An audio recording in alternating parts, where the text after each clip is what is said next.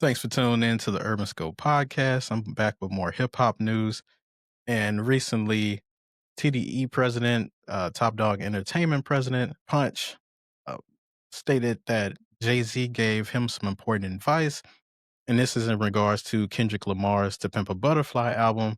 Now, they were very hesitant, and we in TDE um, were very hesitant in dropping the To Pimp a Butterfly album because it was so far left from the typical market and what Kendrick Lamar was able to put out. And to this day, it's probably one of his most controversial albums because of just how introspective and how conscious it was. And his usual pedigree is consciousness, but this was a whole nother level to it. It was something that was seen as unpopular, so it really didn't contain a lot of popular music. There was a lot of self-love albums and things like that, like the track I and things like that. So it was a lot of different things, so they were very hesitant to release this project.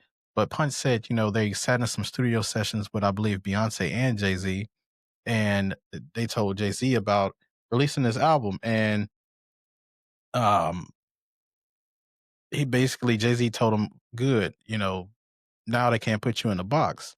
So being able to produce different sounds and different styles and different perspectives, Jay knows more than anybody that you don't want to be put in a box because you don't want to be typecasted, which I'll talk about in a little bit. But this was interesting to me for a couple of reasons because of Jay-Z's bad reputation as far as advice goes, because a lot of people say that Jermaine Dupri was supposed to have the position at the NFL like Jay Z did, but Jay Z talked Jermaine Dupri out of it, and then he got it. Then there's also been um, people saying that Jay Z advised him one way, and and he takes their spot. So it's always been speculation that Jay Z is one of those type of people that'll swindle you, that will give you bad advice only to take the advice he told you not to take because it was a good deal for him. So that's been what's been around the media and things like that. But there's also been things like Jay-Z's help Lil Wayne get out of bad contracts, helped other artists get out of bad contracts, helped, ASAP Rocky get out of the situation he was in overseas.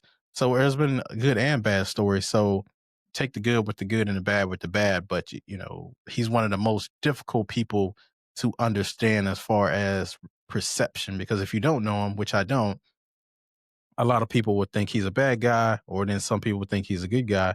So there's kind of a tug of war pull between Jay Z's perception in the media from people that don't know him. People that know him usually speak highly of him, um, but yeah, that's the difficulty. But Punch saying this advice that he gave them, I think, changed the trajectory for Kendrick Lamar because a lot of people started respecting him after this To Pimp a Butterfly album. Because, in my opinion, it's his best project yet because it's so introspective. It's so different. There's a lot of hidden messaging. There's a lot of pro Black power in it. I like it a lot just because of that. It's not the norm. It's not made for radio. It's made for his core fan base, those people who was here before, not like us. So most people would say Good Kid, Mad City. What his debut album was um, one of his probably best works.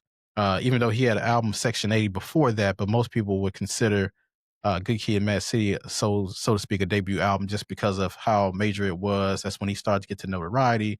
But I think To Pimp a Butterfly put him on a trajectory to be the artist that he is today, and I don't think he would be here without it. But um, I think um, Jay's advice was good advice because you don't want to be typecasted. Similar to like how we see a Michael K. Williams, who played Omar on The Wire. Rest in peace to Michael K. Williams. He was typecasted, so no matter what he played in, you always seen him as Omar. Same thing as Omari Hardwick from that plays Ghost in the Power series, the 50 Cent executive produces. Every time I see him now, I just see Ghost. I don't see anybody else because he played that role so good that you just he's been stuck in that box. Or when you see on a lesser known scale, like Alfonso Ribeiro, you always see him as Carlton. So I'm pretty sure every time he goes out, somebody's calling him Carlton, and nobody really knows his real name unless follow uh, TV shows and movies like that. You really don't know his name, and he's most known for that TV show. So you get typecasted in that box, and I think Jay's advice was trying to tell him, hey, you don't want to be seen as just a good kid, mad kid, city guy all the time.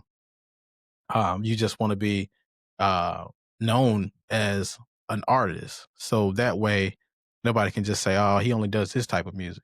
But as you see, it's set the precedent for what it is today because Kendrick Lamar has Good Kid, Mad City, or he has To Pimp a Butterfly, which is in perspective. But he was able to do that GNX album just a year ago, which is totally different from what he usually puts out.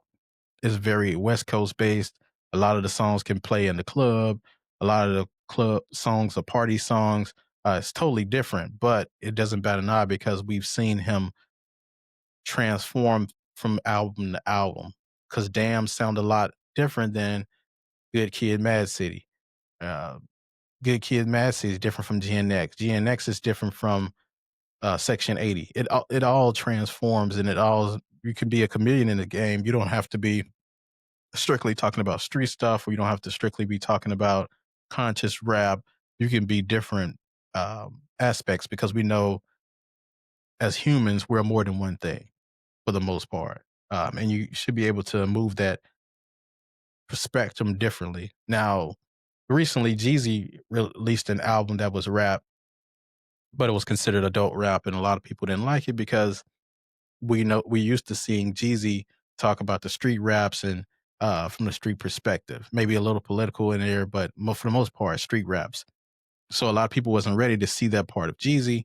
So it's that goes to that typecasting thing because Jeezy's first, I want to say first, pretty much all of his albums were in that same box. So when you come out of left field and come out with something different, it throws the fans off. And if it's not received well, you'll go back to what you're doing, and then you're stuck doing that type of music.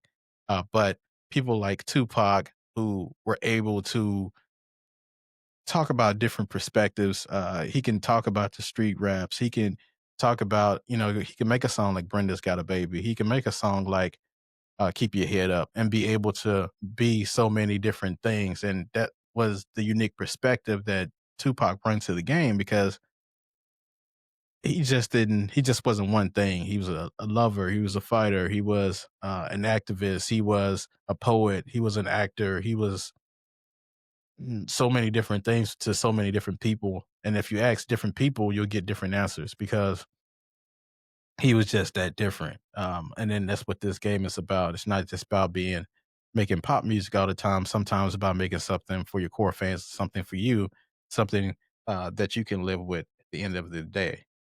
Um, so people like Samuel L. Jackson and Denzel Washington can play different characters because they've exposed themselves to different audiences and took roles that went outside the box. Now, but once you get outside that box, you do have to perform and have to do it well so you can get out of that box, which I think Samuel and Denzel have done to the highest degree.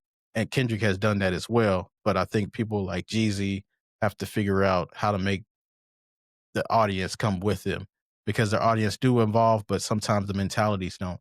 So, and that's the difficult part of the game. So, kudos to Punch for telling that story because I think a lot of artists needed to hear that. But as always, until next time, I'll see you next time.